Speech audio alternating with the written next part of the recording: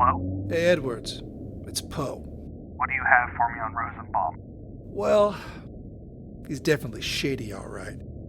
Got a lot of surprising connections for a guy who owns a TV station. And he's blackmailing some TV repairman in town by the name of Calvin McCloskey.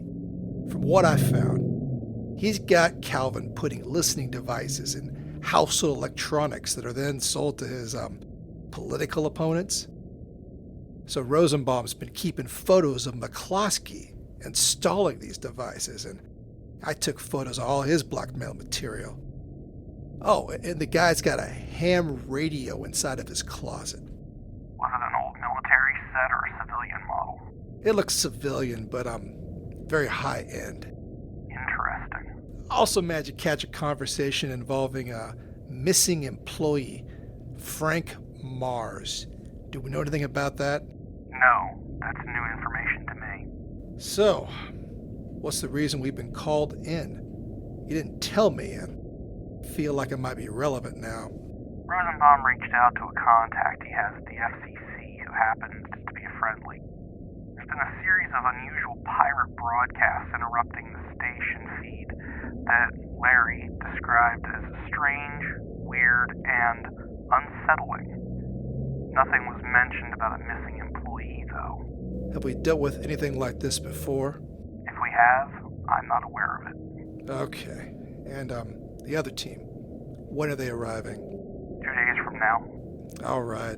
Did you find anything related to organized crime in Rosenbaum's home? Nah, I doubt it. No evidence like that in the house. And this guy, he's not that smart. Left all his blackmail material in his house. So there's no way he'd think to hide some other criminal ties in some other place. Indeed. I want you to continue surveilling Mr. Rosenbaum and avoid the TV station in a few days. The team will be arriving there around 9 a.m. All right. Your team is Fed, an Egghead, Jarhead, and that really tall guy, right? That's correct.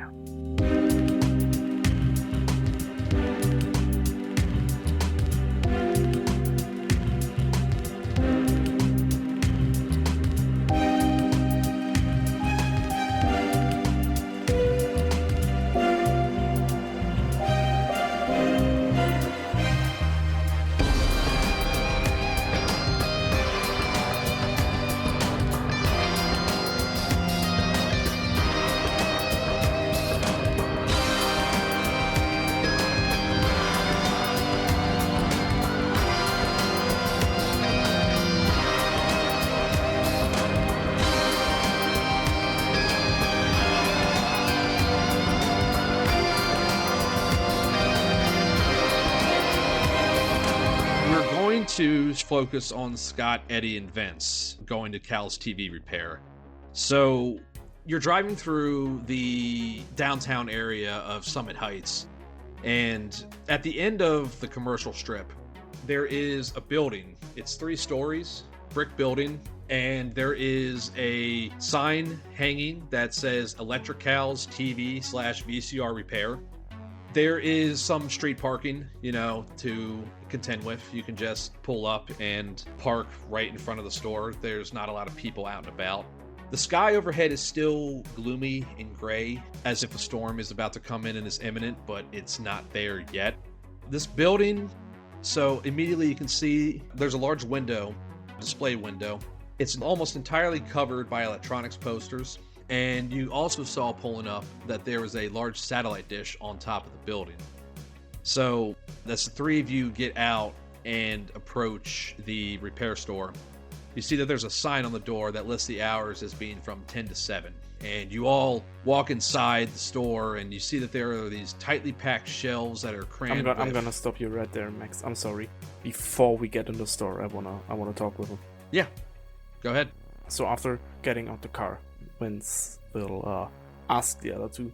Alright, gentlemen, I still have a terrible headache. I'll hang back a little bit, maybe snoop around the store, see if I can find some stuff that resembles any electronics that I've seen during my diffusal work. How do you want to tackle this? Do we just want to ask him what's going on with his and Frank's innovation, or like what is he to us? Is he someone we can work with? Is he someone we need to be aware of? You know? We could just give it to him straight that this guy's missing, and he's his closest friend, right? I mean, Probably. Or at the very least, they work together. I'm with Eddie on this one. We just put our cards on the table, and what he makes of it, he makes of it. You know, if he wants to work with us, all the better. If he wants to be a problem for us, we'll solve it. Right. That sounds fair. Let's go. So the three of you walk inside. You can see that there are these tightly packed shelves that are crammed with wires. Eventually, you can kind of see that there are RF switches, pieces of antennas, screws, other electronic sundries that are just all over the place. There's also piles of TV sets that are in the middle of the store.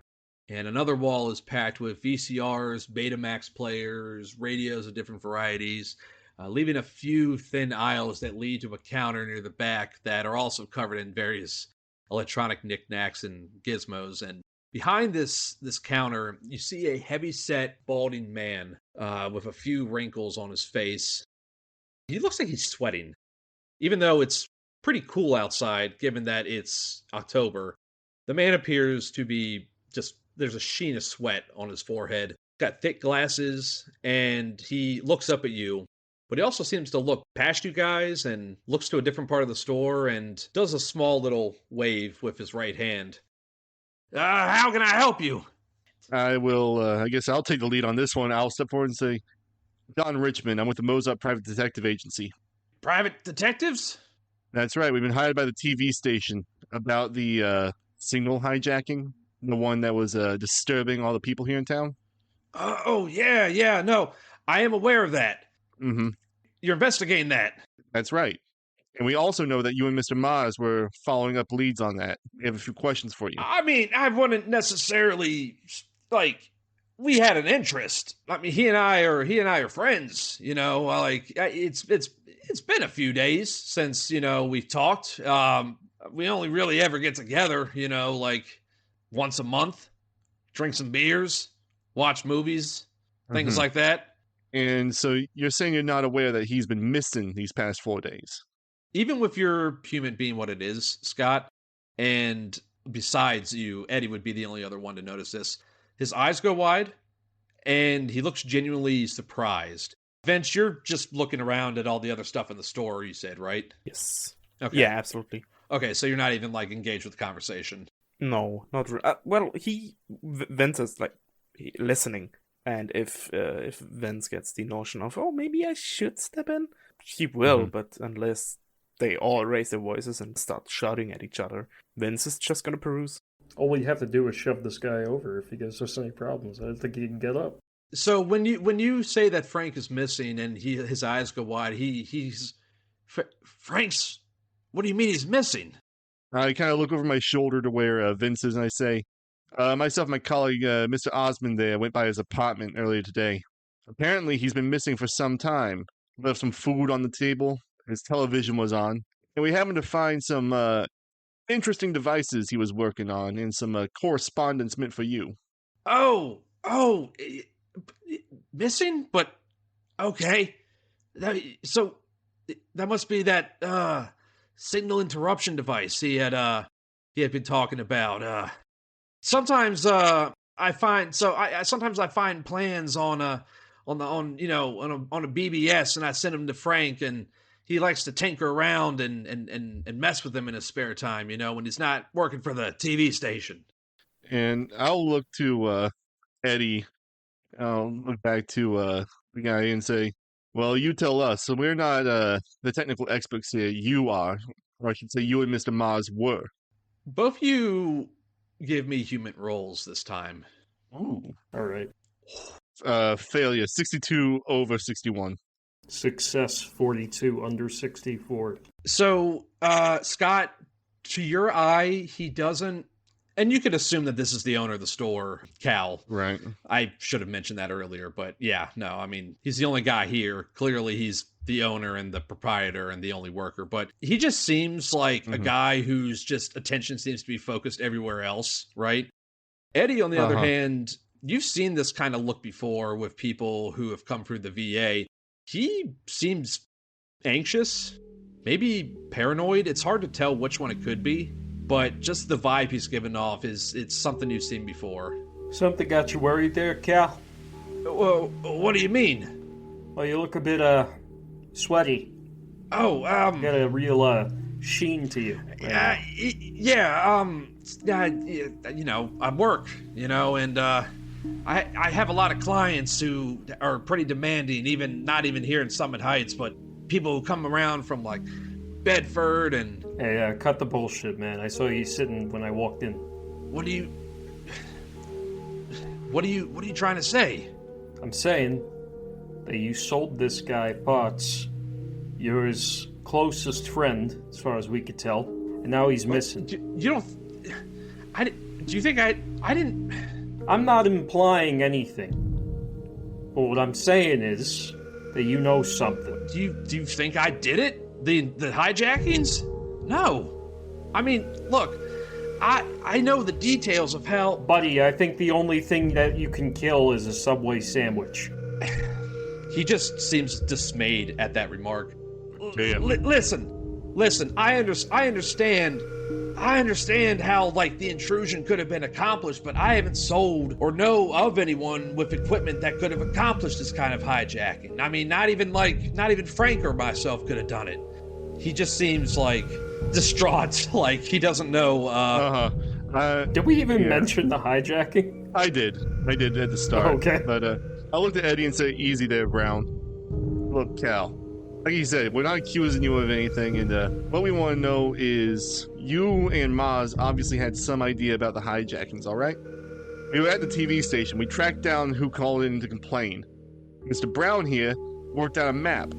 Look at these complaints here. They're all clustered around this one signal tower. Do you know why that might be? Give me a persuaded a +20. Ooh, I'm just gonna look at him real mean. Yeah, you are a kind and merciful god. Let's see here. Success, 22 under 60 crit. Hell yeah, dude. All right. Let's fucking get it. Add a D4 to that bitch. I'm gonna roll that D4. He looks to you, and it's a 4. Very nice.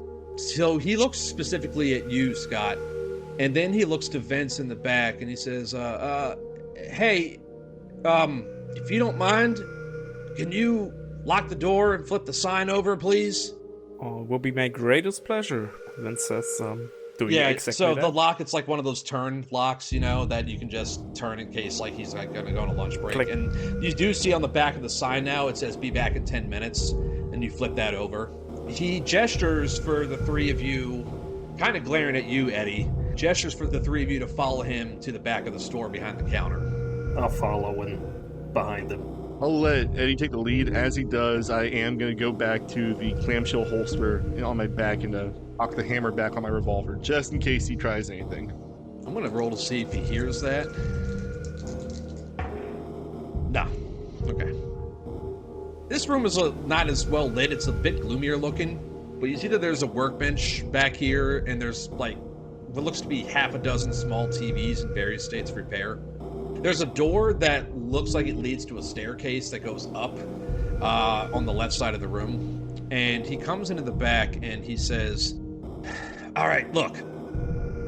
So back in August, Frank built and attempted to test a signal amplifying device, he called it. And he was hoping, you know, he had these big ideas, these big dreams, I guess, of patenting it one day.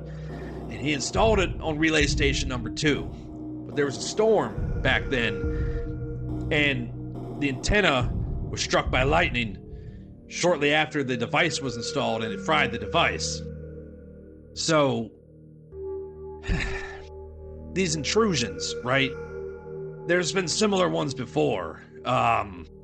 If you are to believe anything that these people on the BBSs talk about, right? Like, single instances, but some of them date back as far as, like, I don't know, the 70s, and have occurred in multiple different states. And there's urban legends about these intrusions. You know, some of these folks say that they're from a foreign government, aliens, or another dimension or something. Some of these places, they say, they can... So, you're talking about the video, right? And he walks over to the workbench, and he holds up a VHS tape. And on the VHS tape, you see that it says October 1st, 1988, WSHP TV. I was recording one of the broadcasts because there was a Halloween special that was playing. It's weird stuff, right?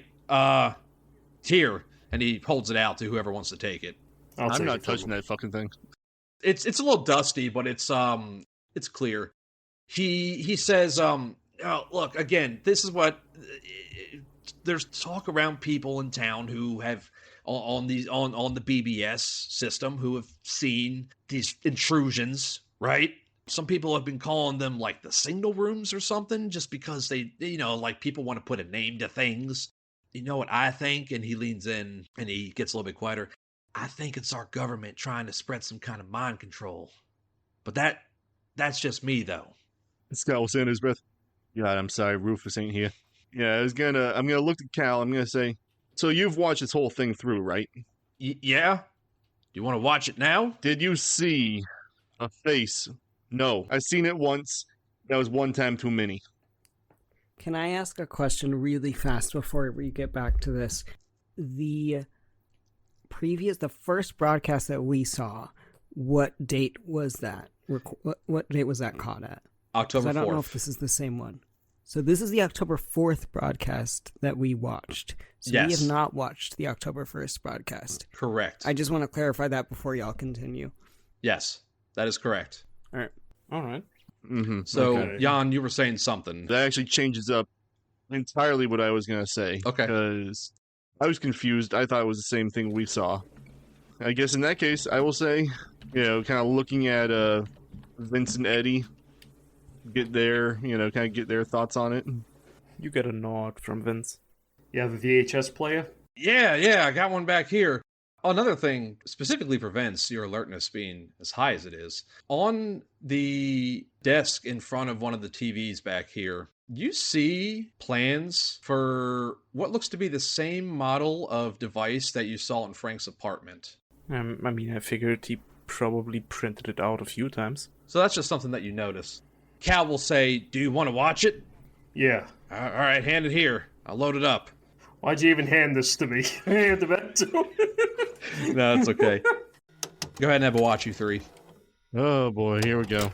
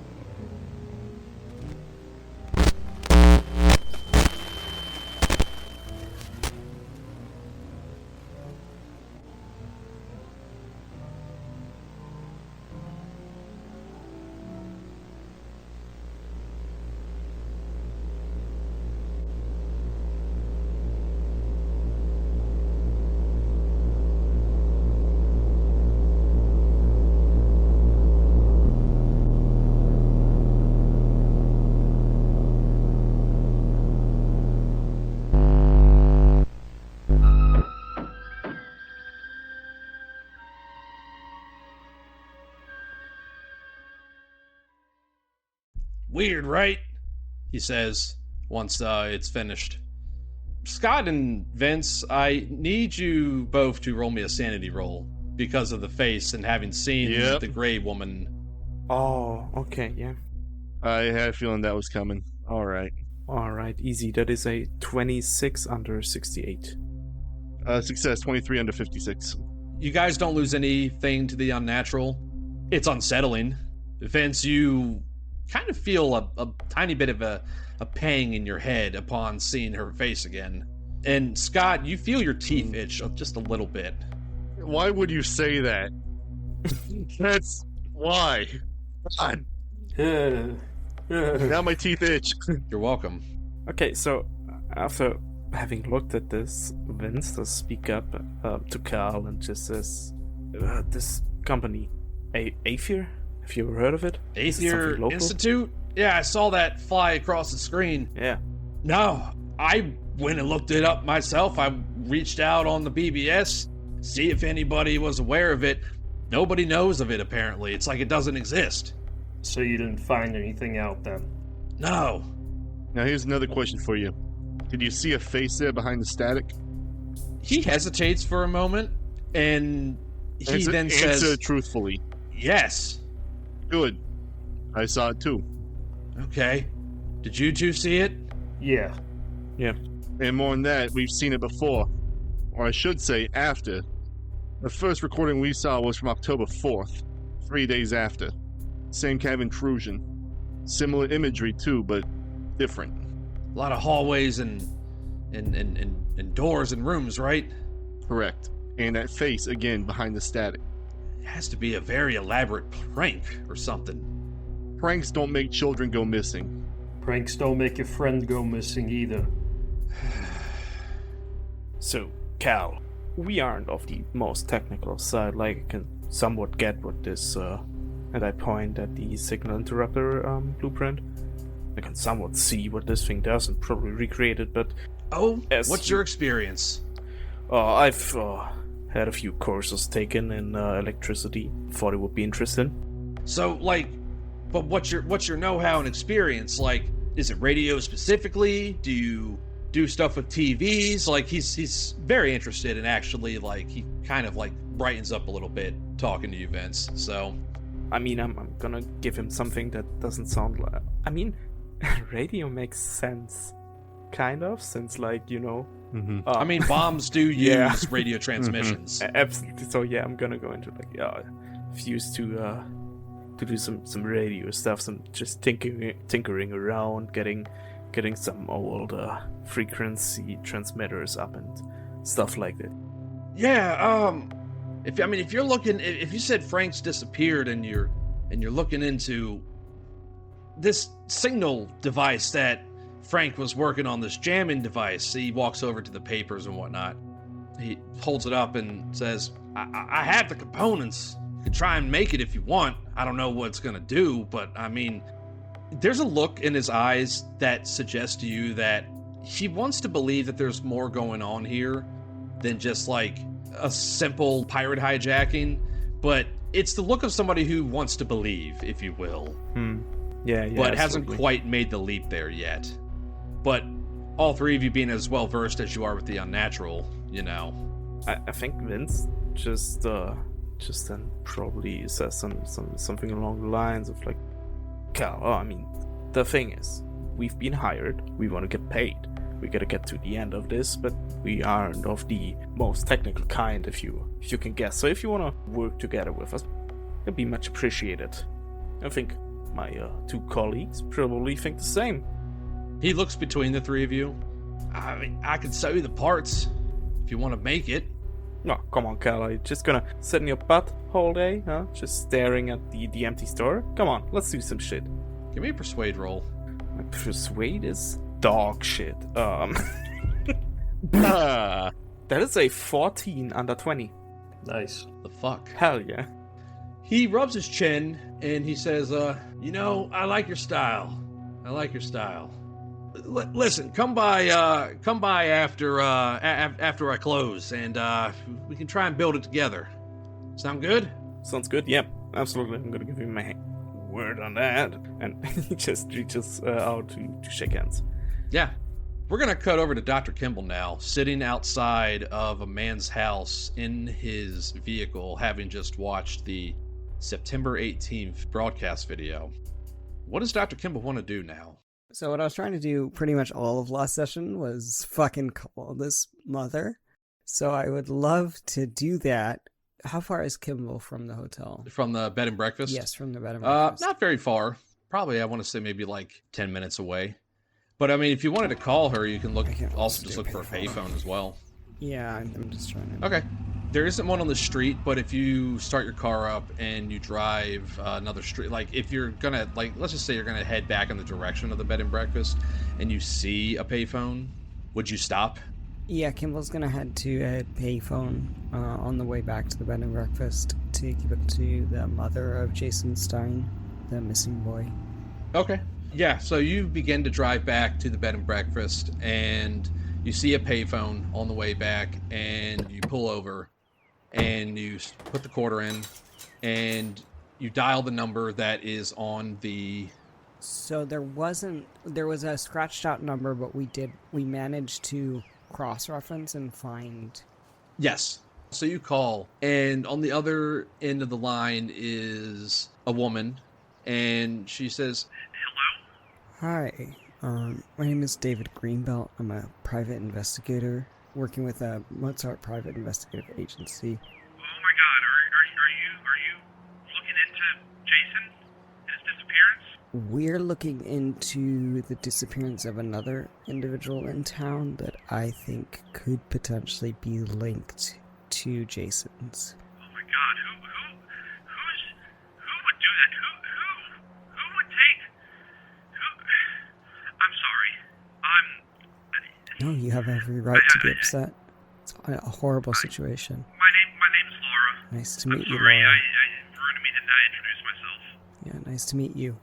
I was wondering if you could give me any information about Jason, about the last day that you saw him, about the last weeks before that. Yeah. Anything. Yeah, of course. So it was the 18th of you can hear her snap her fingers on the other end. It was September 18th. Me and Jason were watching cartoons on TV, and he always liked to draw. He would draw pictures, while he watched, right? And I remember this. I checked the time. I'd make sure. I got up around like 10:15. I had to switch laundry over, and I came back like maybe not even 5 minutes later, and he was just gone. I mean, his crayons and his drawings were like right where he left them. I don't know where he could have gone. I mean, the doors and windows were closed, and he couldn't have left the room without him passing me. I would have seen him. He was just coloring, and now he's gone. And she starts to cry on the other end of the phone. Yeah, Kimble, lets her sort of get over the immediate... When you start sobbing, there's like a few seconds where there's just no cutting in, so he waits for that to sort of die down and for her to start taking gulps of air. I'm sorry. No? I'm so worried. The police, they said that initially they suspected me, and I was like, I wouldn't do anything. I'm a single mother, but then they said there wasn't really much they could do. I mean, they thought that maybe he just walked out the front door, but he can't. He wouldn't even be able to. He's only 4. Right. Shit. Well, Laura, would you mind... I don't know if this is an intrusion. Would you mind if I came and looked at the area? Did you leave things as they were, where you were watching TV with him? Yes, I don't have the heart to move any of his stuff, because he was just right there. Right. Would you be comfortable with me? Right there. Would you be comfortable with me coming and having a look at the scene and? Yes. Okay. Yes, please. Anything. I'm desperate at this point. Anything that can help me get my baby back, please. All right. I can be there soon. I'm sorry. You said your name was David? Yes. Right? Yes. David Greenbelt. David Greenbelt. Okay. Did you come over today? Yeah, I could be there. Do I actually have her address? I think I do. Yeah. You do. It's on the missing poster. We'll just say that you remembered that in your large, smart doctor brain. I can be there in 15. Thank you so much. Yeah. No. Of course. Thank you so much. Yeah. Just here to help. Yeah. And she hangs up the phone. Okay. Kimble goes on a side mission instead of meeting up with the rest of the crew. All right. You head over to Laura Stein's address. It takes you a bit, you have to double back because you got to find your way around. You have to stop, ask for directions. We have a map, don't we? We have a couple maps. Yeah, but the map isn't. Yeah, but we know that I suck at navigation, so never mind. He does get lost. I think before I even get there, I want to drive slowly up the street and see if I can, if there's any of that nervous tissue peeking out of any grates or... Yeah, give me an alertness roll. Okay. That is that's a failure at 84 over 32. No, you're driving along and you don't see anything. Okay. Streets are clear. Hmm. I mean, it was also really small too. Like, you barely even noticed it the first time, but the only reason you noticed it was because you parked at a spot like where it was coming up out of the grate, Right. like right next to it, and you happen to see it. But no, you don't see anything as you're driving along. Okay. Then he'll pull up to, the driveway if she has one, or beside the house. Yeah. And Yeah, she has a driveway. we'll head up and knock at the front door. Yeah, as you walk up, you see presumably her looking for the curtains and then pulls them back, and like only takes one knock and then she's already got the door open. Are you David? Yeah, I'm David. Would you like to see... Oh, please, come inside. Come inside. Oh, can I get you anything to drink? No. I just wanted to show you my credentials. Just, and he does. He'll show her what we got. Yeah, and she looks at him and nods. She's just very trusting. She's desperate to find her kid, man. I know. Yeah, that is true. Yeah. It's also 1980s. You just let strangers in your house. Come in. Fine. I think he's being careful about where he steps, if that makes sense. Like, he doesn't want to really. How do I phrase this? She walks over. She walks across to the room where, there's a couch and there's like a coffee table in front of it, and you can see that there are some papers and crayons splayed out on it. And she walks over and says, maybe this will help. I don't really know. I mean, kids' imaginations, right? And she hands you this, and all of you can look at that. Oh, cool, awesome.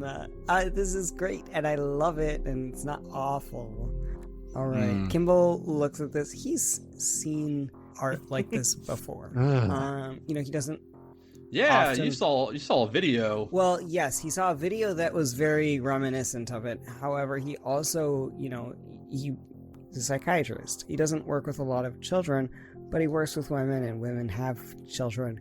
He's definitely had some mothers come to him like, oh, my kid's a fucking psychopath. One thing that he notes, because children's art is very simplistic, you have to take note of things that seem very obvious. He notes that the sun is frowning, and this figure is expressionless. It's a very neutral expression. Yeah, Laura's gonna say. I mean, normally, I tape the cartoons sometimes. That I didn't on that day though. I don't understand. Who could have taken my kid? Do you know anything? Is there anybody? Have you talked with anybody in town that maybe could have? You have a suspicion of? Like, we don't have a set suspect yet, but we do know that things are unsafe in this town. Your child has gone missing. A grown adult has gone missing. There are some reports about odd broadcasts. It all seems to be tied together, but we're not quite sure how yet. We did just get here today, so I understand the time is of the essence, but we are still piecing things together. Could you show me typical art of your son's? I'm assuming that this is not what he drew most of the time. I mean, he would just kind of draw all sorts of different things, and here, follow me. And she takes you to his room, and as you are walking towards like the back of the house and you walk by a window, give me an alertness roll, please. Sorry. It's a failure at a 49 over 32. Okay. He's looking, actually, I think he's looking less outside and more trying to get a sense of who Laura is through how she's decorated the home and like the best approach to like talk to her. What single mother? Yeah, single mother. He knows that. Single mother of a young boy. Is there anything else that he's getting? Like, does it look like maybe she's lived here her whole life? Is this a newer home? Is this a rundown place? No, it's fairly. It's maintained. It's a little messy. It's not like a hoarder situation, but it's also not like. It's a single mom home. Yeah. It's a single mom home. Yeah. Okay. And she doesn't seem to be like under duress is what I'm getting at, especially. Like, obviously she's upset, but she's not. No, she seems genuinely concerned. Your read of your human being what it is. She's desperate, genuinely concerned for the well-being of her kid, and is looking for any sort of help in any sort of way. no matter what. She's genuine about her intentions. As she takes you back to Jason's bedroom, she shows you some of his other artwork. You know, there's some dinosaurs, you know, in a crude way that a kid would draw dinosaurs. Like, it looks like an arch with just 4 little feet coming down, you know, and elongated neck and shit. And is there other there's art? a weird... Is there other art of just him and his mom? Yeah. Is he smiling in it? Yeah. Okay. He is. He will take note of that, and he will sort of hold up the picture that he has and say, did he typically draw himself smiling in portraits? Yeah, which makes this one even stranger, but I don't know. I mean, Well, kids have all kinds of big emotions.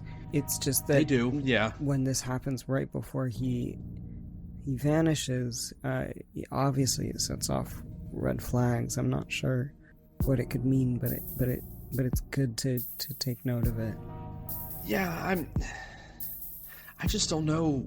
Like, he was right there. He couldn't have left. I would have heard him. I would have seen him. I just don't understand, David. Please find my son. David just puts a hand on her shoulder, like, just to see if she's comfortable with it. Like, she doesn't really react. She understands that it's a gesture of support. Yeah, so he does that, and he sort of pats her. So he's standing with Laura in this bedroom. Is there anything in this bedroom that is concerning? Just anything at all?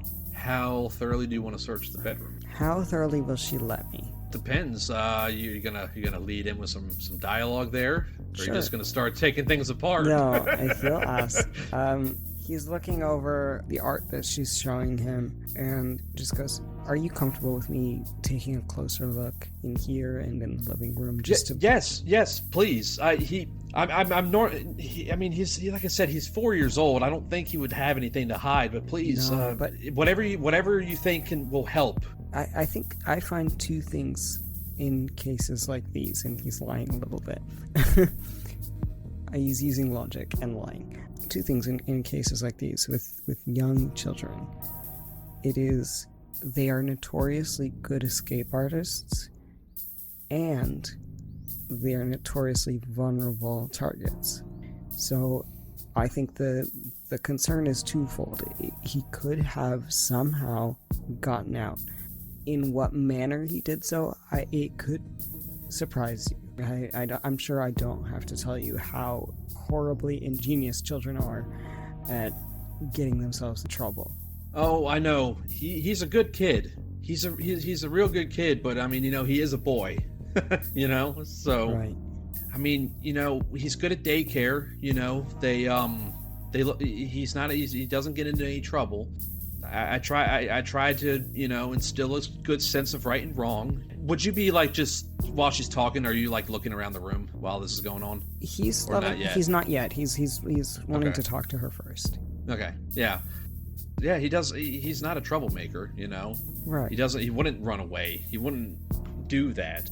Right, but I think it's, what I'm trying to say is that the horrible creativity that children have, paired with their vulnerability, makes them very susceptible to dangerous people. And somebody may have used that against him. He seems like a very creative boy. I am going to do everything in my power to get him back to you, or at least to get you a concrete answer. Thank you. I can't thank you enough. Yeah, of course. That's what we're here for. Oh, there's more than one of you looking into this? Yeah, there's Oh, another, that's so great. there's another Split your person efforts that's up missing. and such. Exactly. Okay, that's good. That's good. And you said other people, like other kids, have gone missing too? Our knowledge so far is that one adult man has gone missing. Oh no. Now, I will clarify, I don't think that he took your son. I think that he may also have been taken, or I have no clue. I don't think that he's a suspect here, although I am keeping it in mind. Okay, all right. Well, look around, see if there's anything. Just do what you need to do. Go through your process. All right. You can Thank look as you need to. And he will do so. He will be very thorough. I think. Like, he's not going to tear the house apart, but he's being thorough for the things that matter to him. He's not necessarily trying to be like, whoa, who are his friends or whatever. So, are you going to like look around the whole house, or just the bedroom? He's going to center his efforts on the bedroom and the living room, and then he will expand out if he finds nothing. I think what I will say, there's a couple of things in mind.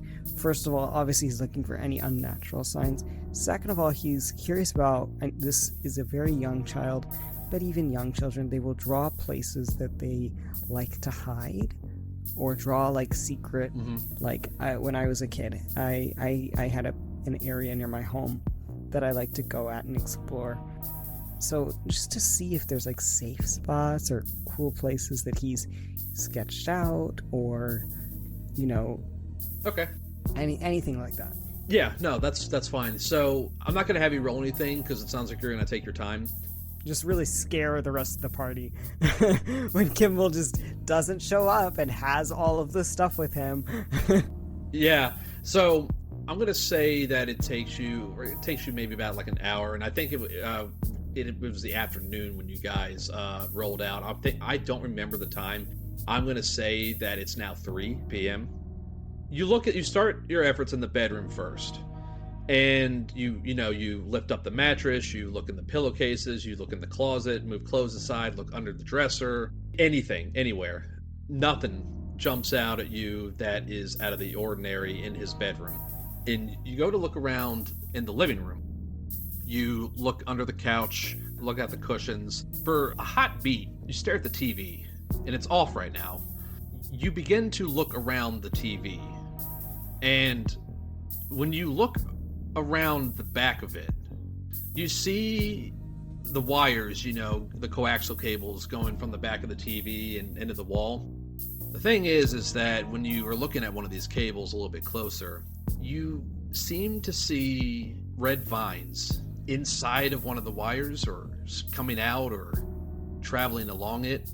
It's very similar to what you saw out in the street. Give me a sanity roll, please, for the unnatural. Sanity? I mean, this is not that scary. My sanity's getting there. That's a success at a 23 under 65. He's seen this before. He was expecting and looking for this. You lose nothing. You weren't expecting it to be kind of being melted with wires, though. Yes, I will say that this solidifies an idea he's been setting on to him. He firmly believes that the entire town is some sort of being turned into some sort of circuit board. Interesting. But that's really the only thing that jumps out at you.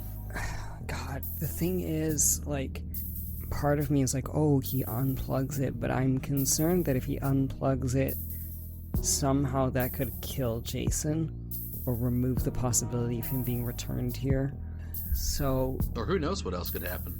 It's not like you didn't touch it with a spork and then you gave it to Eddie afterwards. No, I'm trying to think if Kimble would care about that possibility right now.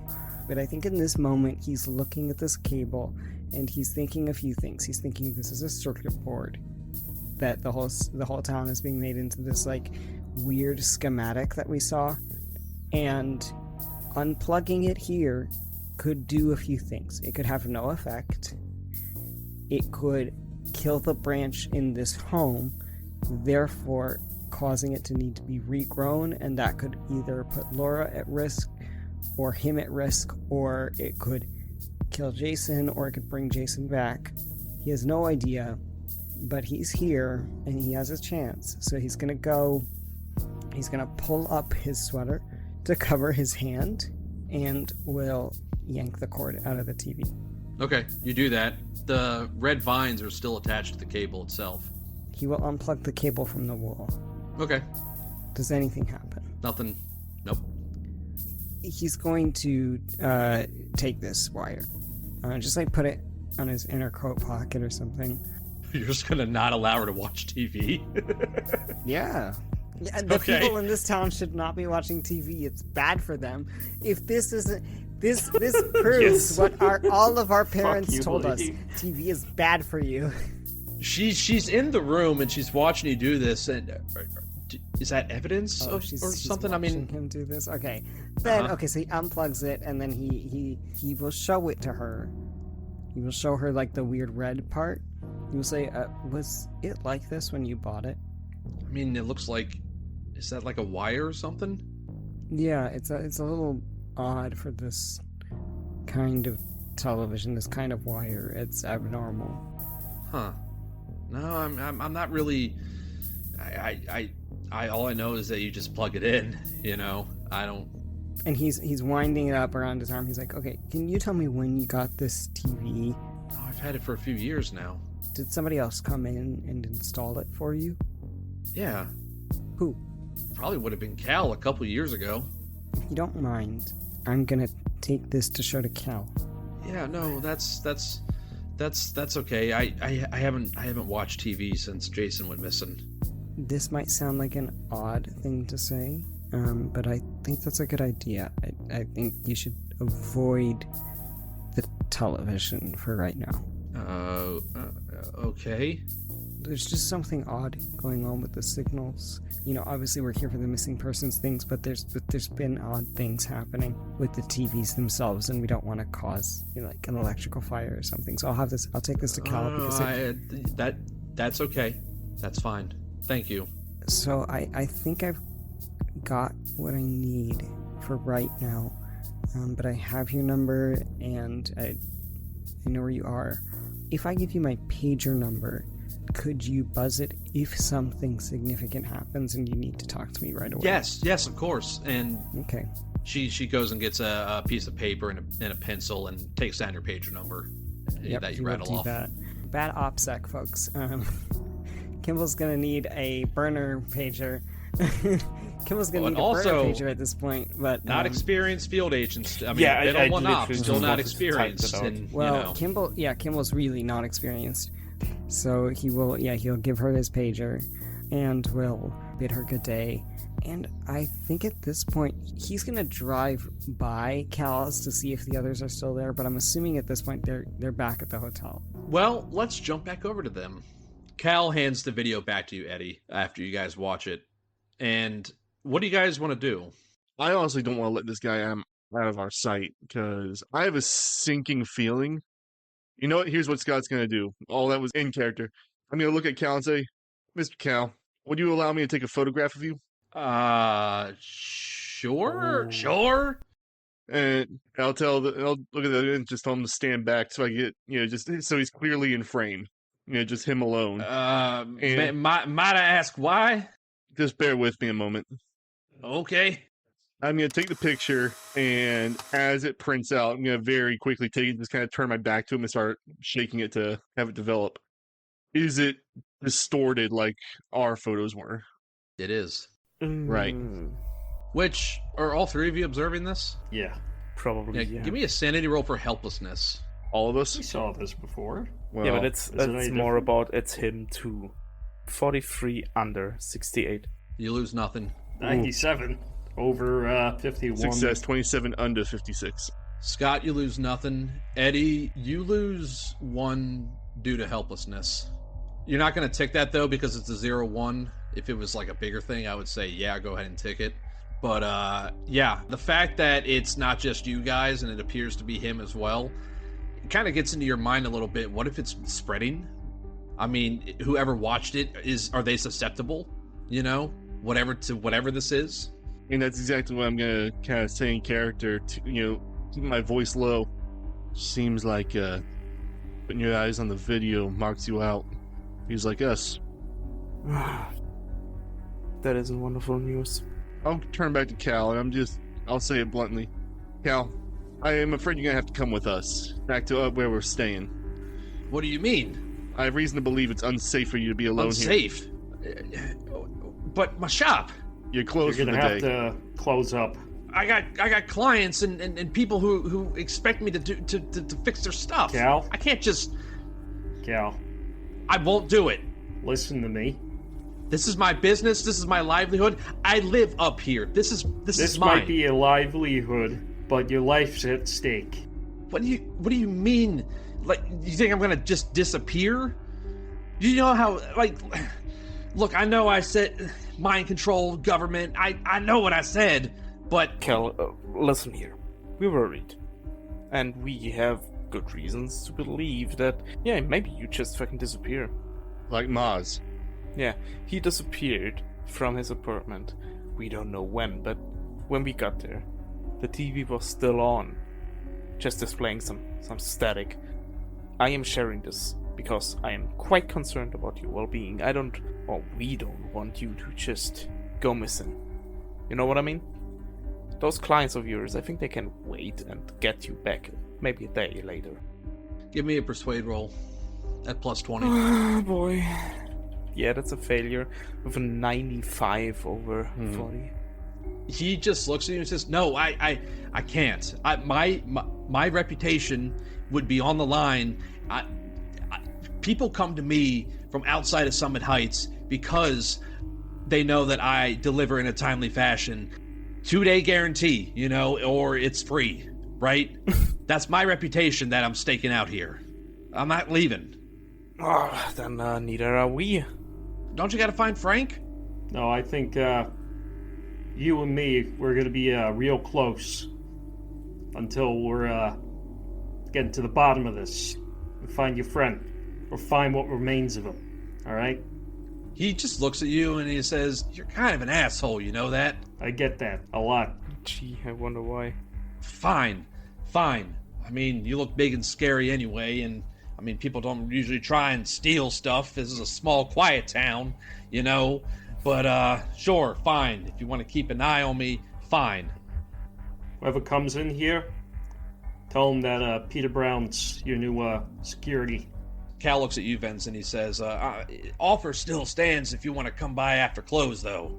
Work on the signal jammer. Oh, I really appreciate that. Yeah, absolutely. Well, come on. Let's go back up front. And he just ushers you, and he starts walking back towards the front. Not really giving you three a choice. He's just kind of That's getting okay. you back up there. And he sits behind the counter, and he pulls out a screwdriver, and he starts to take apart the back of a TV panel. And looks up at you, Eddie, kind of with a frown on his face. And then looks at the other two of you, and then he looks back down at the TV and goes back to unscrewing it. I ain't gonna hurt you, big guy. I'm just here to watch you. He doesn't respond. He looks very intently focused on what he's doing. So if Eddie is staying behind for the next few hours, what are the other two of you going to do? Well, I wanted to check first. You still have your pager, right? Yeah, absolutely. And I'll look to Cal. You got a phone in here? Of course. Gestures with the screwdriver to the phone that is attached on the wall behind him. Peter, you get a whiff of anything, you ring us immediately. I got you. You guys going out to the tower too? I don't know what else we can do. I mean, question is, should we wait till David gets here? To be fair, he is going to take about an hour and a half in total, if not closer to an hour 45 with the drive. Alright, Yeah. okay. Why, still standing at the front door, Vince probably turns the sign back around. Sign back around, then looks at Scott and goes, so John, you hungry? Yeah, I could stand for a bite. There's that diner in town. There's that diner in town. You two roll out and you drive to the diner that's in town. And do you guys sit down? Mm-hmm. No, I'd say we go ahead and try to find the most secluded booth we can. Yeah. Yeah, easy enough. You guys sit down. Waitress comes up, drops off some glasses of water. You have your menus. What do you guys order? The ultimate This is question. important. Absolutely. Vince, without even looking at the menu, just looks at her and you have a cheeseburger. Got a cheeseburger with 2 patties. That's kind of the specialty. Got some. Do you want to customize it? Do you want it just with lettuce, tomato, and cheese? Nah, just slap some bacon on it. Give some fries with it, Yeah, coming right up. and a whole mug of coffee. Got it. She's writing it down. And for you, sir. Well, I'm definitely going to get some of that coffee as well. And you know what? Ditto on the cheeseburger. Do you want to customize it? Do you want just lettuce, tomato, and cheese? Lettuce, tomato, and cheese sounds outstanding at the moment. Fries okay with that? Sure. You got it. And she writes and walks off. So, you guys sit at the diner. Your coffee comes. You fill up. Do you pass the time at all? Do you just sit there in silence? Do you just wait until the food comes? Like, what's that looking like? Scott's gonna be looking out, just kind of like looking out the window at the weather outside. Yeah, the clouds have gotten a bit grayer, like darker, like the storm is getting closer. And more than anything, he's just completely on high alert, looking for anything that resembles the figure we encountered before. Yeah, give me an alertness roll. Me and my big mouth. This is, with games like this, you don't look for shit. Don't pay attention. Don't look for things. Yeah. Yeah, it'll be too late and then it fucking kills you, Failure, 72 over 62. You don't see anything. And Vince, to your credit, with your alertness being as high as it is, you also don't see anything either. I'm gonna look to Vince, kind of peeling my eyes away from the window. So, that other spook here in town with us, the one we're not supposed to make contact with. What do you think that's all about? Evaluating, seeing if we don't fuck everything up. I mean, what do you think? They're gonna be really, really pleased with us if they just spot us two goofheads in a diner devouring patties. Hey, man's gotta eat sometime. Yeah, exactly. Can't think on an empty stomach. But no, I don't know. Maybe they're in the region. Yeah. Either way, I don't know what to think of it. Maybe they're here to help. Maybe they're investigating some other stuff related to this. I don't know. So, you took the book, didn't you, last time? Yeah. And he lowers his voice even more. I don't know if we're supposed to talk about shit if it's over, but what actually was it? Do you really want to know? He shrugs. I mean, I've seen what that thing was. What Dixon was. Well, Still remember it sometimes. See, now there's the issue. That book didn't tell me much of anything about what that was. Told me a bit about how it came to be that way, maybe, if you could pass it out, but reading through it, it had some instructions about things to do. Ways we could... He kind of pauses, thinks over his next words carefully.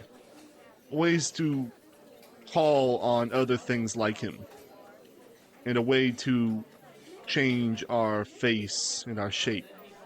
You don't want to know what goes on to do that, but needless to say, it's some twisted shit. Yeah, changing face sounds nice, and then you get all of the weird fucked up shit added onto it, yeah. I can see that. Well, let's just say that book really proves you are what you eat. Yeah, figured. When we went to see that body of, I don't know, forgot his name already. Who cares? Shrugs. When we went there, Kimble talked a bit about, like, some occult rituals, some cannibalistic shit. Mm-hmm. Oh, yeah, I figured. But needless to say, it's nothing that you learn about in school.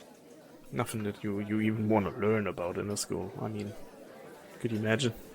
I know, my old, well, that's ancient history, kind of says wistfully, kind of thinking back. Miskatonic Q, those were the days. Vince just nods. Never seen one of those from the inside. It's about that time that your burgers arrive for both of you, and it's a little bit of whiff of steam coming off of it. It's fresh, And if you had to compare between Stafford and here, even though you guys got different stuff there, stuff tastes better here. Burger's really damn good. Fries too, cooked to golden crisp perfection. The coffee mugs from that place, do they have like ones that are all the same, or do they have some weird touristy ones? Like the Great Coffee Pot in Bedford, Pennsylvania, because that's really close, isn't it? Shut up. No, these are just beige colored coffee mugs. Yeah. All right. Well, I will say, Scott, yours is beige, and there's like no design on it. But then Vince, yours, there's the logo for the diner on it. So, so they have a rotation, a variation, if you will. Going over to Dr. Kimble, as you pull up to Cal's, give me an alertness roll. God damn it. It's a 97 over 32. That's okay. You see this TV repair station, this 3-story brick building with the satellite dish on the roof of the building. Do you get out and go in? Do you sit in the car? What do you do? I mean, as long as he sees... Oh, I mean, he doesn't see their car outside, does he? No. Okay. I mean, I would say that, you pull up and you can see through the glass doorway. Oh. You can see Eddie standing yeah, in there. And he will... Oh, yay, another really weird interaction. Awkward so excited. Conversation. Yeah. Yeah, he'll pull up and he will actually take in his new VCR tape and the cable. The one that... The September Okay. 18th tape and the cable from Laura Stein's house, and he will head into Cal's store. Yeah, you walk in holding these items, and you see a bald, sweating man behind the counter look up, and you see Eddie look up, and Eddie, you lock eyes with Dr. Kimble. Has he just been sweating this The man whole has time? not stopped sweating. He's just a sweaty man. Jesus Christ. This place probably smells like cheese and ass. He stops. Eddie does not look happy. You know what when it you see what him. it smells like? It smells like a Magic the Gathering tournament. That's a good call. That's a good callback. So Eddie, of course, you're used to the presence of Dr. Kimble being as fucking tall as he is, but Cal stops and says, "Jesus Christ, who fucking built you?" Kimble Just sees no to it. filter. He just he pulls out the cable. He says, "Could you take a look at this?" I'm assuming you're Cal, right? Yeah. And he'll just sort of toss the wire in front of him on the counter. He picks it up with his hands and turns it around, looks at it, says, looks like a wire got loose outside of this Oh, don't! coaxial cable," and he touches it. Yeah, he's like looking at it, manipulating it, and he looks like he's trying to shove it back and into he's not like, even the listening to little the hole fact that's that in there. Eddie and him are like, ugh. No, he's completely absorbed. Look, you put a piece of technology in front of that man, apparently. He is absorbed as hell. He's just looking at it. Hey, David, Yeah. is that the, what you were talking about? Yeah, it's in the wires. Yeah, maybe you should take that back. I don't want to touch it. Eddie, when you say that, what's your alertness? 60, I think, right? 61, something like that? Yeah. You see Cal briefly, look up between the two of you and just then continue to look back at the wire.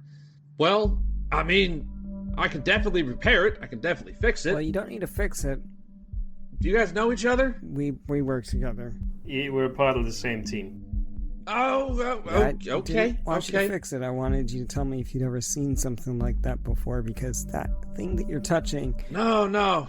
You should have asked me first, because that is nervous tissue. I'm sorry, it's what now?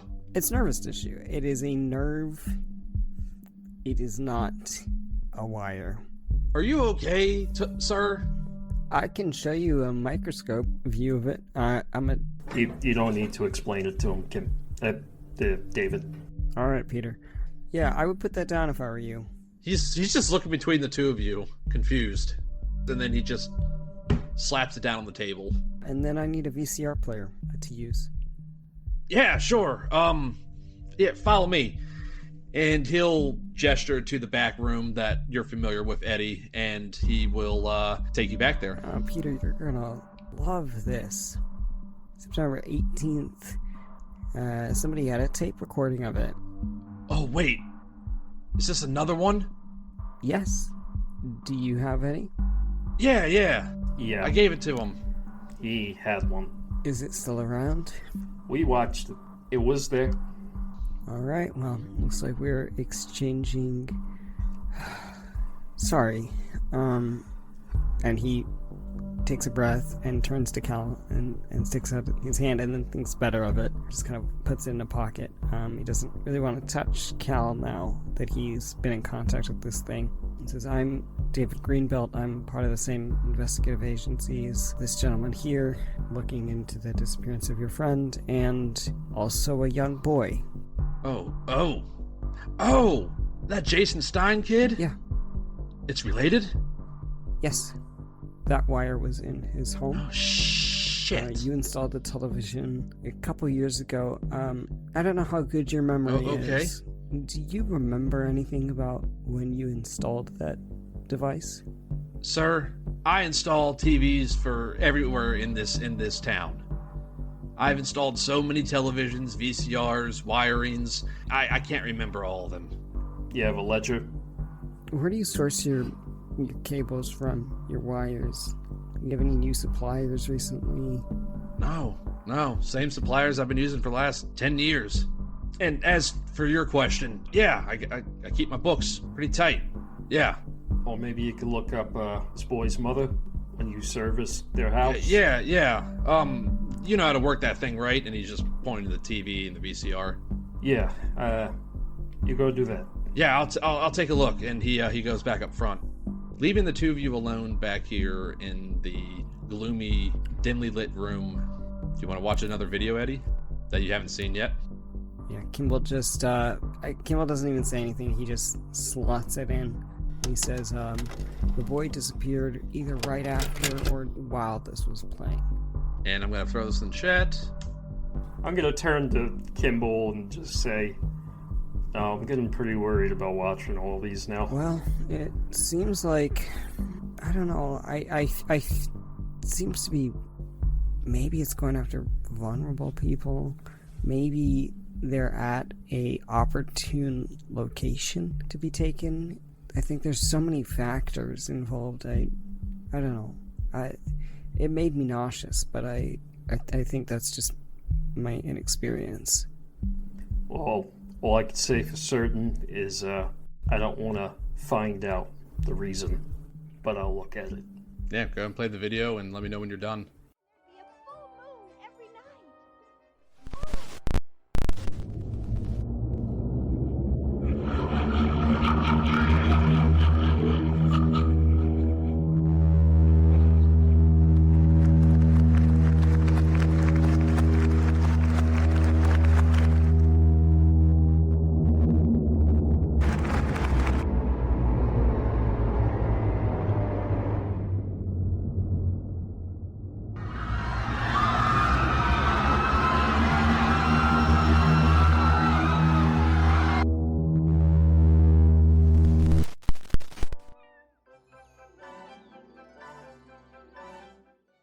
Oh, I hate it. I hate it so much. I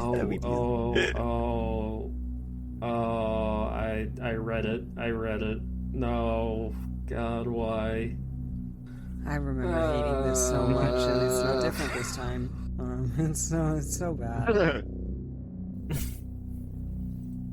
Yeah, it's I'm around, right. it's, By it's the around way, like the I'm 30-second right mark about or it so. being a fucking thing because it says. I'm sorry, real fast. It says living receivers in it. It's a signal board. I'm correct. Sorry, I'm so crazy about this. I'm never right in Delta Green scenarios, and if I'm wrong here, I'm gonna sound so And crazy. they're all saying, "Help me." Yeah. Where These am people I? are in the Please fucking help. thing. Always watching No Way Out, dude. Oh, fuck it. These people are being turned They're into being turned into wires. wires. Oh, that's really cool. Holy fuck. That is. No, Yeah. hold on. Yeah. That's you're thinking out of character. Give me an N times 5 roll to make it an in character thought. Oh. Yeah, it's a character. Okay, yeah. You're standing there watching this, and you think back to the vine that Dr. Kimble initially found kind of nearby the bed and breakfast, and how he, well, due to his lack of experience, touched it with the spork that you ate your coleslaw with. So give me a sanity roll, please, for helplessness.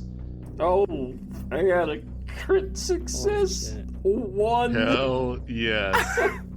under 50. He is so unfazed by Yeah. all of this. No, I mean, I'm like, No. I swallow it up, and I'm like, this is what I came here to do. We're gonna save people. So you don't lose any sanity. This would have been a 1 on a success. In your case, however, somehow this makes perfect sense because It's like the scars on your body. They're like wires running along them. It makes a certain amount of sense. I mean, when you get down to it, I mean, human nervous tissue, it is like human circuitry. It is like wires. This makes perfect sense. They're all wires. And I think this is where Kimble clicks it together, because he's been thinking about the circuitry. And I think watching this again and hearing Eddie say this and thinking to the conversation with Laura, he just says, oh my god. Well, that boy's the wire. Okay. Jesus Christ. Both of you What do we hear do? what sounds like something being dropped on the floor up in the front of the store. We run! I'm fucking. It's not. Oh, you don't need to sprinting sprint. It's not that to far the of a front. distance. But the ledger, or a book that looks like a ledger, is on the ground, and Cal is nowhere to be seen. Fuck. Both of you roll me sanity, please, Is it for for the unnatural. This is making me nauseous, actually. This is so existentially horrifying. Meanwhile, Scott and Vince are just having cheeseburgers. Yeah. Nothing's wrong. Yeah, I literally, Okay. wanted to do the same thing. Eddie is pulling out his fucking hair. So, Dr. Kimble, you lose 1 sanity from the unnatural. And Eddie, roll me a d4, please. 1. Do you want to project or do you want to eat it? I'm just gonna continue crashing out. Okay, It's okay. Cool. Yeah. Cool. I think Kimball's gonna let him crash out. Is the TV on? No. No? I'm immediately Wait, going to the the Wait, TV's hold on. not store. on? Hold on, which, well, the video stopped playing. You're talking about the TV in the back? Any TV. Is there a TV on next to where No. that book was dropped? It's just taking them. It's just vanishing them in the middle of the fucking. No. They don't even have to be near a TV. You don't know. Is it because we were playing it? You don't know. Ooh, what the fuck? Because my thought was like we just can all the TVs in this town, but if it just happens, I mean, there's a shit ton of different TVs and VCRs and Betamaxes and radios but they're not here. playing. Yeah. Kimble, But they're connected. Kimble, Yeah. lock up the front of the store. Yep, he does that. I'm gonna run to the back. Okay, what are you doing, Eddie? I'm going to the VCR player. Okay, what are you doing with it? I'm looking behind the TV. Okay. You do that, and are you looking for red vines? Are they there, Max? Well, real quick, when Dr. Kimble goes to lock up the front of the store and flips the sign over, because you see on the back it says be back in 10 minutes, across the street in a second-story window, you see a formless figure, Dr. Kimble, with blackened eyes looking down at you, Turns away, looks like away. it's staring into your soul. Immediately looks away. We're so fucked. Immediately turns and looks at the ground with his shoes. Okay. And just waits for a second, and then turns to where Eddie went. And Eddie, you look, you don't see anything, and then you can see Dr. Kimble from where you're standing, and you see him looking at the ground. It's across the street. Don't look at it. I immediately turn away. I'm looking at a wall. Is he there? I don't know. I didn't get to look. I'll go check. Kimble, Yeah, just walk towards me. he does. Okay. We need to check every wire in this place that is connected. We can start with that one, the one connected to the VCR, and branch out from there. And I think we do that. Both of you give me search rolls, because it's tiny, man. I have a 60 in search. Still give me a roll. That's a failure at a 58 over 43. Ah. Hey, we're helping each other. Can we... No, and the reason why is because you both are looking, but yet you feel like you're being watched, and it's unnerving, the both of you, the whole time. You especially, Dr. Kimble, having actually seen just... I mean, for all you know, it could have just been a sheet moving in a window, but the way that it just moved and curved in such a way to form a featureless face, no, it was definitely this gray woman. He saw the boy's drawing too, and obviously he saw the stuff in the video, the first video that showed her, and the drawings, like not even just the boy's drawing. There's been other drawings that have cropped up of it, I think he just turns to Eddie. You know, his back is still to the door. Like, I think they, if anything, maybe that's making it even worse. Like, they're turned to, like, avoid the glass windows in this place.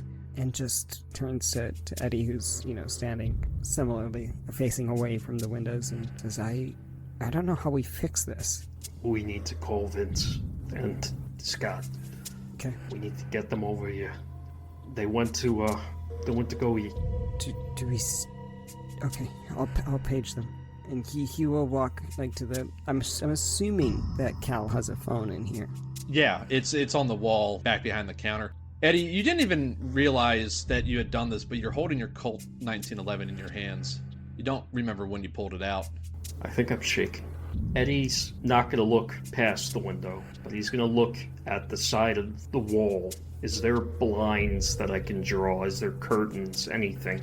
No. It's the glass door, and the front window is so covered in electronics posters that you wouldn't be able to, like, see out the front of it anyway.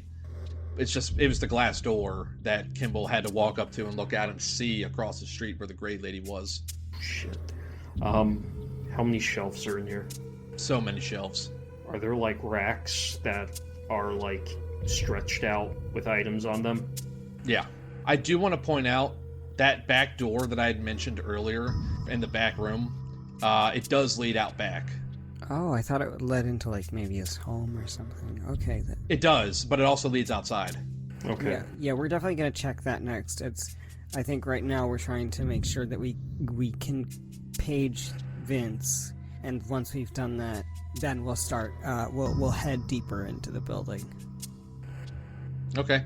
I'm gonna slide my back against the wall and just make sure the door's locked. I'm gonna shut off all the lights if I can find them. I want both of you to give me N times 5 rolls. Success. 10 under 50. It's a 70 under 85. Eddie, having a little bit more experience with Delta Green operations and knowing that cover-ups are a thing, you're in a building with a person who just disappeared, and that's going to raise questions, and you don't know how or what. You've been putting your hands and fingers all over this place. I mean, people could come by, and you're not Cal. No, it's a small town. And it's a small town. You guys are strangers. Staying here may not be an option either. His friend just went missing. Maybe he went to go look for him. I'm just, like, going through talking out loud because I'm just so stressed out of, like, how we can cover up that this guy just got fucking sucked into the wires. And Dr. Kimble, you hear Eddie talking out loud as you're also sending a page off the vents with Cal's phone number. And you hear Eddie talking out loud, and that gets your mind going. You're not as experienced with this sort of thing, but given what you went through in Stafford and knowing, I mean, you weren't there, but you know that they burned a house down. Not saying you have to burn this place down, but... He's had to burn records before. He's had to get rid of things. This doesn't... I think it just clicks into place. Like, as Eddie's crashing out about it, he's just like, okay, Eddie, how do we... You realize you can't stay here. It doesn't... Yeah, it's Eddie, how do we disappear this building and disconnect ourselves from... I mean, I think, first of all, we get Vince here because he's going to have the most knowledge about it, being ATF and everything, but... We at least know that he likes explosives. Yeah.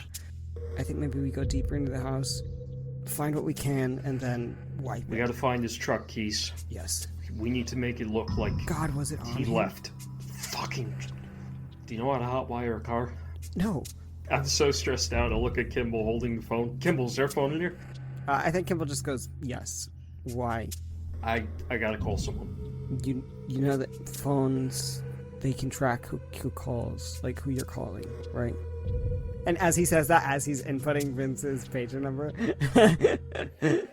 Meanwhile, at the diner, Vince, you are enjoying your cheeseburger. It is quite good. No. I want to say at that point, Yeah, we're definitely. both probably on the fries. Yeah, no, that's fine. Yeah. You finish the cheeseburger. You're working on the fries. The pager beeps. just like grabbing a handful, stuffing them in his mouth, and then the pager beeps, and for a moment he doesn't realize, but then his eyes go wide, he looks at Scott, just pulls the pager out, and goes, fuck. That's probably done. Yeah. And yeah, then just hastily gets up, takes just a few of the fries, bunches them up in both of his hands, and just Hell yeah. gulps them down, while also simultaneously slamming a $20 bill on the counter and saying, "Wonderful food, thanks," while running out the door. How does Scott deal with his fries? Yeah, that's what I want to know. Since Scott, is not a fucking animal, he's gonna do the civilized thing, take his fries, put them in his pockets. What the fuck? No. I'm sorry. No.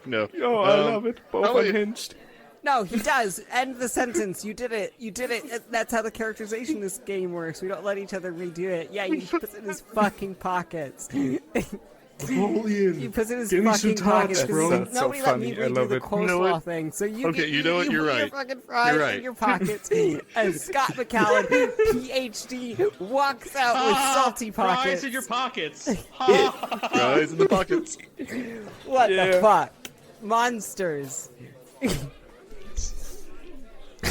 Yeah. So, Anyway. Your waitress sees you both run out of there, says, thank you, and you guys hop in and you head back in the direction of Cal's TV repair. Do you guys conversate? Yeah, so, with the pager, it's just like, I assume it just, rang, since, they called from a landline, they can't really send a message. Like, it showed up as Cal's TV repair. I'll look to Vincent and say, you think they just got bored waiting for us, or you think there's something going on? We told Eddie to call us when something happens, so I don't think he's calling us because he's bored. And if he is, I'm gonna fucking slap him. There's a split screen. There's a split screen because Eddie's on the phone now making a mystery call, and Kimble is heading upstairs into the house. Okay. Who are you calling, Eddie? Hold that thought. Are his keys anywhere to be seen? No keys. No keys. Fuck. That's bad. Okay. I am calling CARRADINE. Oh, good call. Actually, really good call. Thank God. I need to make a luck roll. Eddie having sense for once. Yeah, he gave you a bunch of different numbers, and he told you that if he doesn't answer one of them, wait 5 minutes and call the next one. I ain't waiting fucking 5 minutes. Well, the first call doesn't answer. Let's go to the next one. Damn. On the second phone call, Hello? CARRADINE, it's Eddie. Okay. What do you have to report? Shit's bad here in town. People being turned into fucking wires. Are we talking literally or metaphorically? Our only asset in town just got turned into wires while we weren't looking. We're in his fucking shop, and his keys got turned into wires. I can't drive his car out of here. Are there others with you? Hopefully, they're gonna drive here in like 5 minutes. How far away that fucking diner is. I'm freaking the fuck out, Kidman. Mr. Vittorio, Yeah. you need to take a deep breath and focus.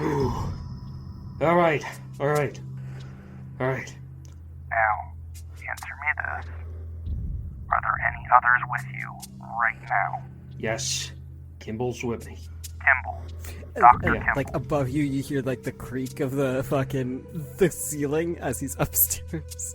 He's looking through this guy's upstairs apartment, trying to find a set of keys that I don't think he's gonna find. Okay. It sounds like things are getting serious. I'm going to let our other asset know that things are in motion. This is helpful. Thank you. I need you to let your other asset know something. Does he know how to hotwire a car? Because I do not. His orders are to not make contact with you, and your orders are to not make contact with him. I don't care. I'm sorry. I'll leave here in 10 minutes. All we need to do is get the fucking car out of here. You're the expert. Figure it out. Fucking damn it. Slam the phone. Okay. It's about this time that Vince and Scott roll up to Cal's TV repair. There are some people walking along on the street, and, there are cars parked. It is quieter because, a storm is coming. You guys see the TV repair sign flipped over, saying, be back in 10 minutes. Front door's locked. Yep. Knock, knock, donk, donk, donk. Eddie, you hear knocking. Vince Eddie's knocks. currently huddled down behind the counter, crouched. Oh, not crouched. He's like sitting down on his ass, like feet in front of him. He has his fucking gun, like ready. I can see you, little shit. Eddie peeks up just to look at the door and not across the street. His eyes are wide as fuck. Yeah, you see Vince. Eddie's back in the fucking trenches. Yeah, you see Vince and Scott standing by the door. Eddie is going to jump over the counter and do a tuck and roll and get to the door. And he's gonna unlock it from a crouch position and do a silent hand motion. What the what? Are you applying to work at the circus because you fucked up that bad, or what the fuck's going on here? Shit's fucked. When's it not? What are you... Our asset's gone. What's gone? Cal? Cal. He is gone. Let him out of our sight for a second. Next thing I know, I hear a thump, and his ledger drops on the fucking floor. He got turned into wires. Okay. Where the fuck's Kimble? Kimble's upstairs. We're looking for his car keys, but I don't think we're gonna find them. Meanwhile, upstairs, Dr. Kimble, you were going through the apartment of Cal. Yeah, so I'm not necessarily... I mean, the car keys would be a bonus, but I think he's not even expecting to find them. He's just trying to find anything that could be useful for us, because we're gonna blow this place up. So that's what he's assuming at this point. He's like, well, we're just gonna, there's electronics. I do want to... But Kimble doesn't understand how bombs work, so he's... I do want to point out, just out of character, this building... Yeah. It's part of a commercial strip, and it's not standalone. It's attached to things. I don't care.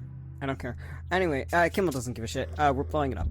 Anyway, so Kimble thinks this town is gone. There's nothing else that they can do, and he wants to remove his involvement from it. So at this point, he's looking for anything that might be helpful, anything that might do anything for them.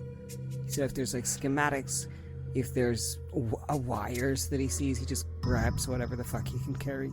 Unlike his store, his living space is pretty clean, all things considered.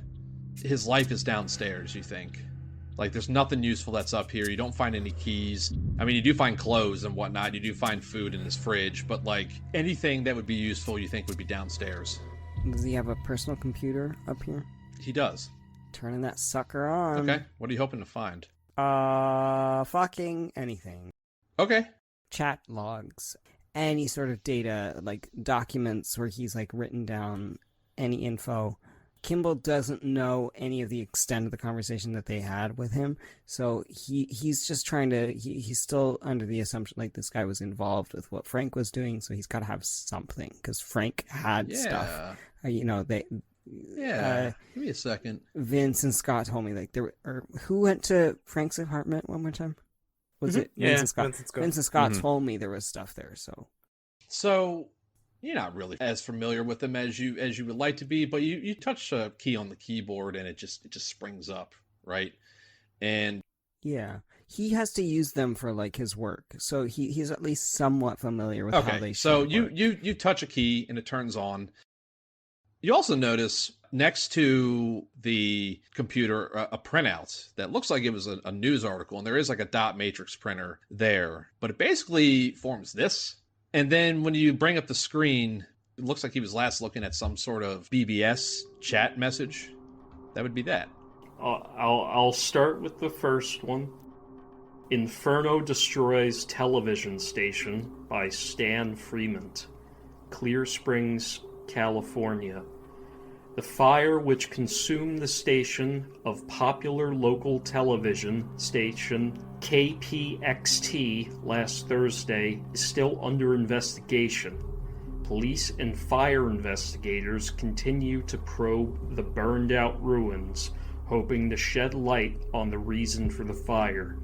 Andy Williams is a volunteer firefighter from Hillview who was on the scene the night of the blaze.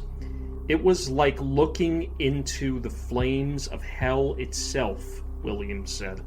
The call came in just before 1 a.m. on Thursday morning and was made anonymously. Fire departments from Hillview and Statson were called to the scene immediately. The inferno lasted 3 hours and destroyed the single-story brick and wood building and burned hot enough to melt the supports and topple the station's 225-foot broadcasting antenna. Fire investigators later revealed questionable findings, including a set of footprints and 3 empty cans of kerosene found close to the site. Sal Hutchins, owner of the station, was reported missing just days before. And actually, I would like Caius to read the other one. Is this a fucking Delta Green op? Yes. Absolutely. Absolutely, that's what happened, is that another Delta Green op went exactly like this one. And we are... Okay, sorry. Mm-hmm. This is at Tapehead's Paradise. Forum at 1423 PST, February 22nd, 1982. Anonymous posts. Looking for information about Aether Institute. Anyone heard of this? My grandmother told me about a weird thing she saw on TV where a bunch of images interrupted her show. She said she saw some weird rooms and a scary face and something that said Aether Institute.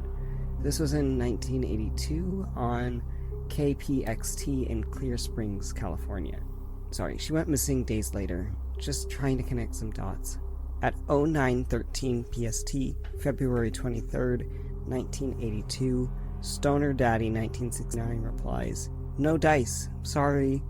At 1831 PST, February 24th, 1982, Asimov's Children replies, "Never heard of it." At 2002 PST, February 25th, 1982, Death Blossom 84 replies, "Nope." At 0856 PST, February 27th, 1982, The Real Sarah Connor says, "Nada. Hope your Gram's okay."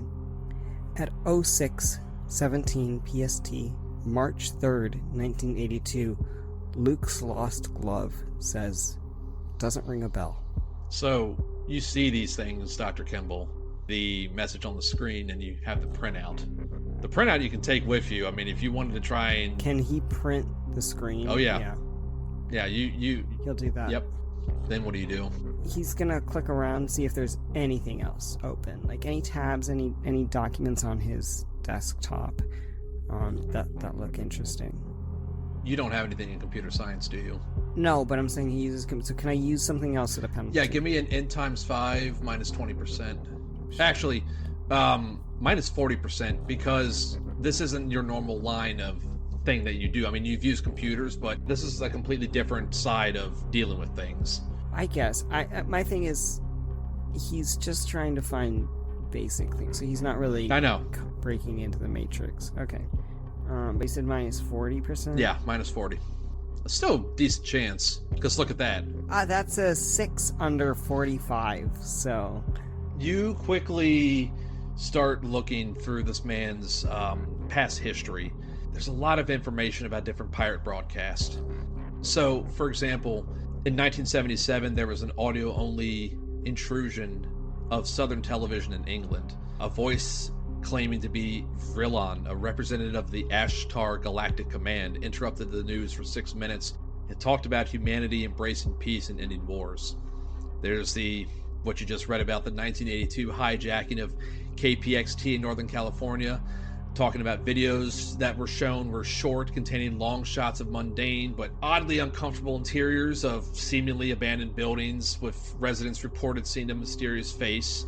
There's the 1986 hijacking of HBO on the east coast of the US. An individual calling themselves Captain Midnight interrupted a film for about 5 minutes, broadcasting texts over color bars complaining about the recent price hike of the channel.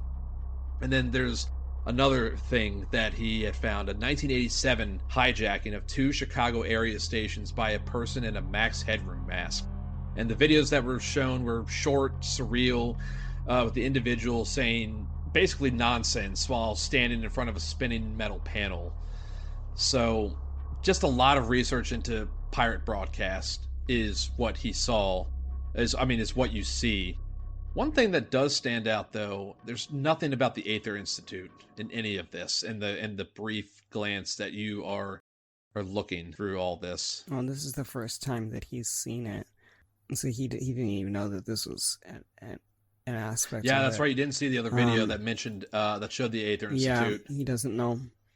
In Clear Springs, California, 1982. Okay, so that is the 1982 one. Yeah, but of all the incidents that you could see that Cal was looking at, there's only the Clear Springs incident, that is anything anywhere close to what you and the group are looking into. And it's the only one where, to our knowledge, that somebody went missing. Yes. The others seem to be, individuals, complaining about things or trying to make something creepy. They were trying to make a message. Of a person. Yeah, they're making a message, whether it's to scare people or to have fun, who cares? But these 2 incidences are odd in terms of there is no clear message. They're short. You see the interior of abandoned buildings, and people have gone missing. 1982 ended up in fire. And it's shown up again, and they didn't fucking tell us, CARRADINE. That's assuming you think it's a Delta Green operation. Oh, he's been on one of these, and he immediately is like, yeah. I mean, also, we know that there's another agent, another person involved with the group in town. How the hell would that be possible if this person wasn't involved prior? Or if they don't have more knowledge about the situation than they've told us? So he's taking this information. Yeah, what do? Do you head back downstairs? This is a PC, so it's got a big tower. He wants to just break it. Like, he wants to break the mechanics within it. He unplugs it. Are you destroying the tower, or are you just unplugging it? Like, what are you doing? He's unplugging it, and then he's destroying it. What does that look like? Do you just pick it up, throw it on the ground? Like, there should be like a metal panel, right? Like, it should be able to open somehow, like the side panel. I mean, you would need like a screwdriver, but yeah. Yeah, but he's big, he's strong. He can probably just pry that shit off. Give me a strength times. Yep. That's a success at a 12 under 65. So he pries off the side panel and just starts smashing. Like, he's unplugging the wires. He's like cracking the motherboard in 2. Okay. Dex times 5. Oh, please. Oh, no. Wait. He checks. He sees, because he sees wires. Shut the fuck up. He sees wires. He thinks for a half second, what if he's in the computer and he's gonna look at the computer? You should have just pissed on the motherboard and not touched it. Dex times 5. Oh my god, I'm nauseous. Oh no! Shut up. Not funny. Not good. Ah! Walk it off.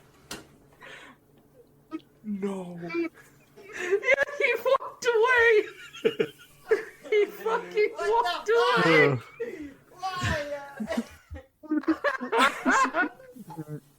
Caius, do you want to give him a moment. Now it's the roll. What did you roll, Caius?